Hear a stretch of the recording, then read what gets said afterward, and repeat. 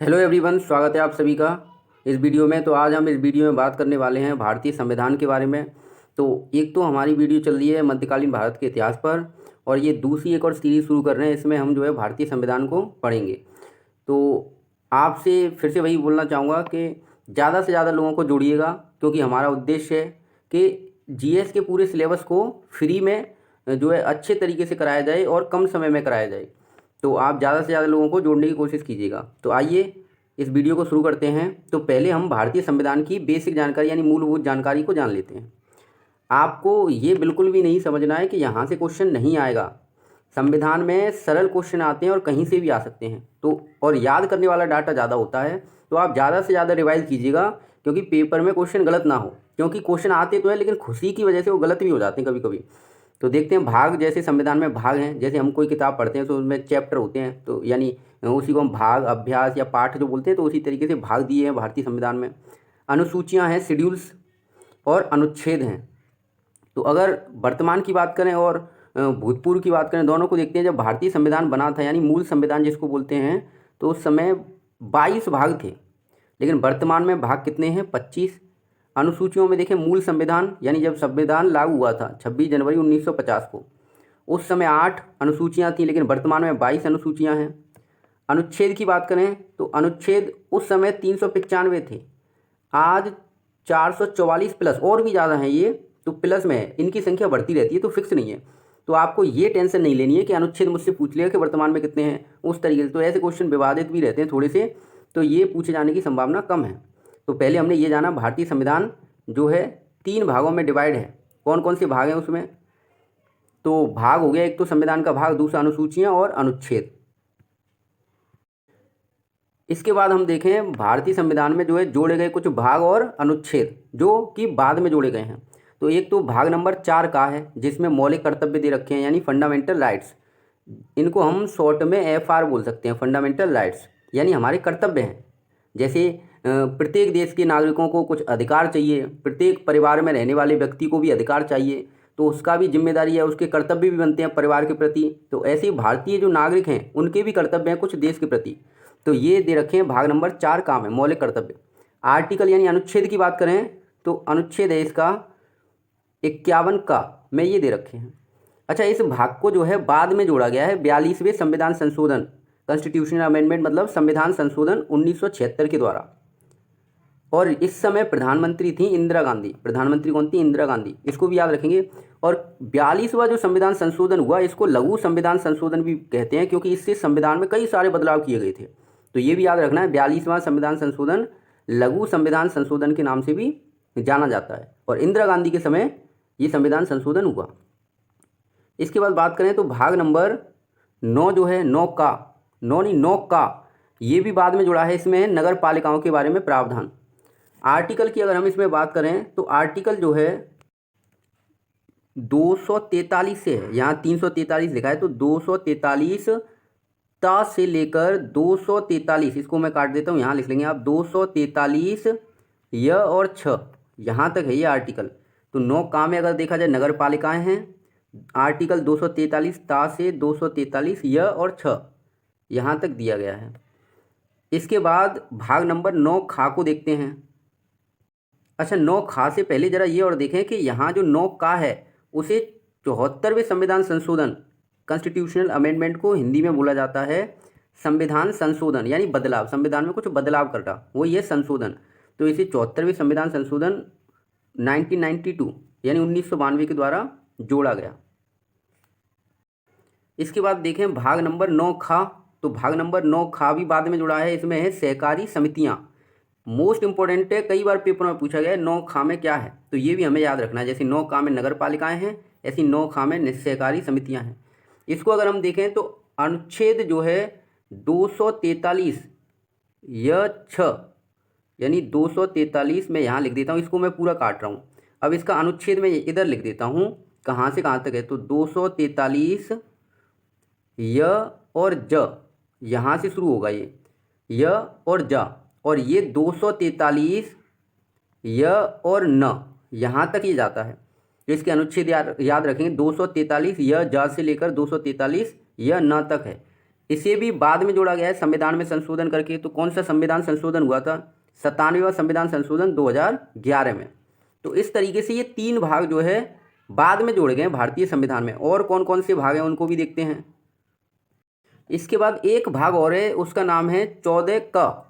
तो 14 का भी बाद में जुड़ा है और इसका नाम है अधिकरण।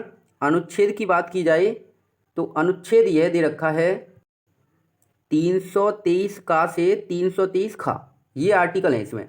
इसे जोड़ा गया है 42वें संविधान संशोधन 1976 के द्वारा। तो हमें ये पता चला जैसे भारतीय संविधान में 22 भाग थे जब शुरुआत में बना, बाद में क्या हुआ, भाग नंबर जो है कौन कौन से जोड़े गए हैं? तो भाग 4 का जुड़ा है बाद में, 9 का जुड़ा है बाद में, 9 खा जुड़ा है बाद में और 14 का जुड़ा है बाद में। तो 22 से अगर हम गिने तो हम 4 का को शामिल करें 23 हो गया, 9 का 24 हो गया, 9 खा 25 हो गया और 14 का 26 हो गया। तो आप बोल सकते हो आपने तो ये बोला था कि वर्तमान में संख्या 25 है, ये तो 26 हो रहे हैं। तो हाँ, एक भाग जो है उसको निरसित कर दिया गया है, यानी हटा दिया गया है इस तरीके से, यानी ये हमारे 26 हो गए। अब इसमें से हम एक भाग को हटा देंगे, यानी निरस्त कर दिया गया, उस भाग को समाप्त कर दिया गया है और उस भाग का नाम है, तो हमने नोट पॉइंट में लिखा हुआ है भाग नंबर 7। तो संविधान का भाग नंबर जो 7 है उसको हटा दिया गया है और एक अगर हम हटा देंगे, कम कर देंगे तो संख्या कितनी रह जाएगी? 25। तो वर्तमान में संख्या है 25। तो नोट पॉइंट को पढ़ते हैं अब यहाँ पे। तो नोट पॉइंट में देखें भाग नंबर 7 को 7वें संविधान संशोधन 1956 के द्वारा हटा दिया गया, यानी निरसित कर दिया गया है। तो हमें याद रखना है भाग नंबर 7 कब हटा दिया गया है? 1956 में 7वें संविधान संशोधन द्वारा। इस भाग में राज्यों से संबंधित कुछ विशेष प्रोविजन यानी प्रावधान थे, जिसे कि अनुसूची 1 में भी दिया गया है, इस वजह से इसको निरसित कर दिया गया है। तो उसमें अगर देखा जाए जो भाग नंबर 7 में जो प्रोविजन है वो अनुसूची 1 में भी हमें मिलते हैं। इसके बाद हम देखें कुछ अनुसूचियां हैं जो संविधान में बाद में जुड़ी हैं। ये 4 अनुच्छेद मतलब 4 भाग तो जो है बाद में जुड़े हैं। तो एक बार देखें फिर से कौन कौन से भाग जुड़े हैं। तो भाग नंबर 4 का बाद में जुड़ा है, 9 का बाद में जुड़ा है, 9 खा बाद में जुड़ा है, 14 का बाद में जुड़ा है, लेकिन एक भाग हटा है। कौन सा भाग हटा है? तो भाग नंबर 7 हटा है। इसके बाद कौन कौन सी अनुसूचियां बाद में जुड़ी हैं तो उनको हम देखते हैं एक बार। तो देखिए, जैसा कि हम जानते हैं कि भारतीय संविधान जब बना था तो उस समय केवल 8 अनुसूचियां थी भारतीय संविधान में, लेकिन 9वीं अनुसूची, 10वीं, 11वीं और 12वीं ये बाद में जोड़ी गई, यानी 4 अनुसूचियां बाद में जुड़ी हैं। कब कब जुड़ी हैं और क्या है इसमें? तो 9वीं अनुसूची में भूमि सुधार से संबंधित प्रोविजन यानी प्रावधान, और ये पहले संविधान संशोधन 1951 के द्वारा जोड़ी गई। 10वीं अनुसूची की बात करें तो दल बदल कानून से संबंधित है और इसे 52वें संविधान संशोधन 1985 के द्वारा जोड़ा गया। 11वीं अनुसूची को शेड्यूल बोलते हैं, तो आप यहाँ अनुसूची समझें इसको, अगर आपको शेड्यूल में दिक्कत हो रही है तो, है ना। इसमें है पंचायतें, इसे जोड़ा गया है 73वें संविधान संशोधन 1992। इसके बाद 12वीं अनुसूची नगर पालिकाएं, 74वें संविधान संशोधन 1992 में आया, लेकिन लागू कब हुआ ये? 1993। तो दोनों वर्ष आपको मिल जाएगी। तो इस तरीके से हम बोल सकते हैं भारतीय संविधान में 9वीं, 10वीं, 11वीं और 12वीं अनुसूची बाद में जुड़ी हैं।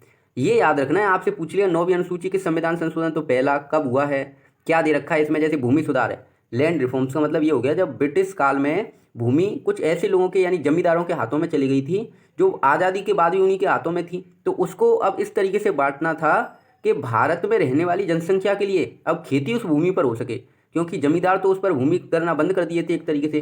तो खेती फिर कैसे हो, कहाँ से आए अनाज जो है खाने के लिए? तो उस भूमि का इस तरीके से सरकार ने बंटवारा किया कि मुख्य रूप से वो किसानों के पास जा सके और किसान उसमें खेती करे तो भारत आत्मनिर्भर बन सके। यानी उस समय हमें अमेरिका देश से जो है गेहूं मंगाना पड़ता था खाने के लिए, और जैसे पाकिस्तान से अगर हमारा विवाद हो जाता, लड़ाई झगड़ा, तो अमेरिका हमें गेहूं देने से मना कर देता। तो इसलिए हमने आत्मनिर्भर बनने के लिए इस चीज़ को भी लागू किया, यानी भूमि सुधार। और उसमें और ज़्यादा सुधार के लिए हरित क्रांति वगैरह ये भी लाए गए, तो उनके बारे में भी कभी मौका मिला तो वो भी हम पढ़ेंगे।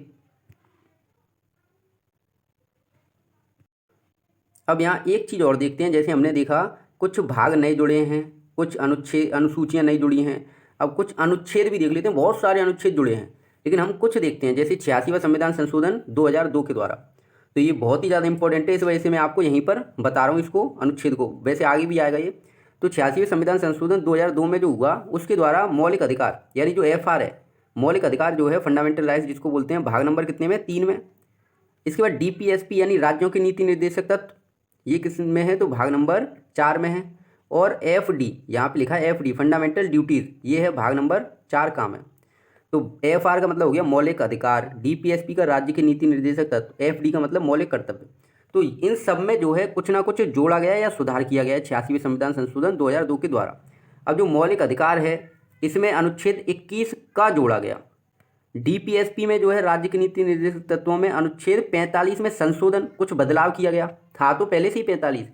ऐसे ही अगर हम देखें तो FR यानी मौलिक, जो FD में अगर देखें मौलिक कर्तव्य में, इसमें एक अनुच्छेद जुड़ा है, अनुच्छेद मतलब इसमें अनुच्छेद नहीं, एक जो है कर्तव्य जुड़ा है, तो 11वां कर्तव्य है वो इसमें जोड़ा गया। यानी जब संविधान में कर्तव्यों को जोड़ा गया था उस समय 10 कर्तव्य थे, लेकिन बाद में 86वें संविधान संशोधन द्वारा एक कर्तव्य और जोड़ा गया। तो इसमें देखते हैं अब इसमें जैसे 21 का जुड़ा है क्या है, इसमें 45 में क्या जुड़ा और 11वां कर्तव्य क्या है, इसको भी हम देखते हैं। जैसे देखें तो फंडामेंटल राइट्स में जैसे अनुच्छेद 21 का जुड़ा था, DPSP में 45 में संशोधन, और मौलिक कर्तव्य जो हैं उसमें 11वां कर्तव्य जुड़ा था। तो 21 का में जुड़ा है 6 से 14 वर्ष जो है बच्चों को शिक्षा का अधिकार है, बच्चों को शिक्षा का अधिकार है, तो ये शिक्षा का अधिकार दिया गया है इसमें। इसके बाद अनुच्छेद 45 में देखें तो 6 से कम वर्ष की आयु के बच्चों के लिए राज्य सरकारें शिक्षा का प्रावधान करेंगी, ऐसा इसमें बोला गया है।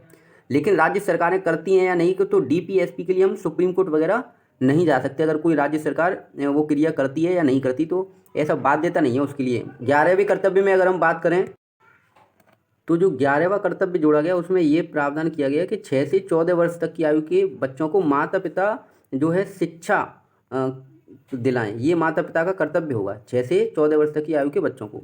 नोट पॉइंट देखें यहाँ पे आर्टिकल 45 में जो है संशोधन किया गया, उसमें पहले क्या था 14 वर्ष तक के बालक बालिकाओं के लिए शिक्षा का प्रावधान था, जिसे सुधार करके क्या किया गया 6 से कम वर्ष की आयु के बच्चों के लिए, ये शब्द जोड़ा गया।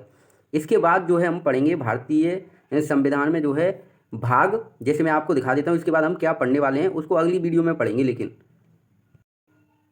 तो देखिए ऐसा कुछ हम पढ़ने वाले हैं, यानी हम अभी जो है भारतीय संविधान की एक बेसिक जानकारी बना रहे हैं, हमें पता चले कि क्या है भारतीय संविधान में। तो भारतीय संविधान के जो भी भाग हैं उन सब के नाम, विषय यानी उनमें क्या क्या दे रखा है और कौन कौन से अनुच्छेद में है, तो ये सब हमें पढ़ने हैं अभी। तो ये अगली वीडियो में हम इसको कंप्लीट करेंगे, फिर आगे ऐसे धीमे धीमे करके भारतीय संविधान को कंप्लीट करेंगे। तो आप निरंतर बने रहिएगा और भी लोगों को इससे जोड़िएगा, क्योंकि अब हमने मध्यकालीन भारतीय इतिहास के साथ अब संविधान को भी शुरू कर दिया है और आगे GS के जो भी पोर्शन है आपके वो कंप्लीट कराए जाएंगे। Thank you for watching this video.